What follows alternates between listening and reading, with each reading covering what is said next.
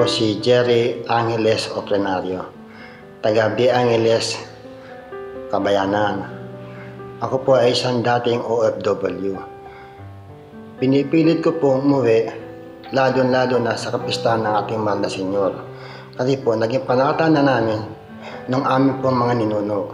Kaya po, isang malaking nakaanong ko po sa buhay na sa makarating mo lang at nakita po sa kanyang kaarawan.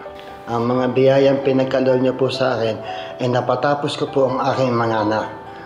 Ngayon po ay nasa maayos na at magaganda na po ang kanilang kalagayan. At yung pong hindi namin inaasahan ay naipagawa ko rin po at napagpagawa kami ng isang munting bahay para sa kanila na rin po at sa amin.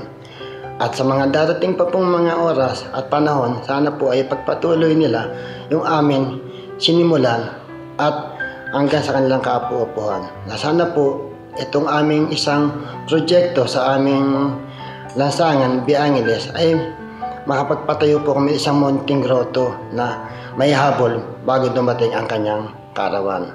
Maraming salamat po.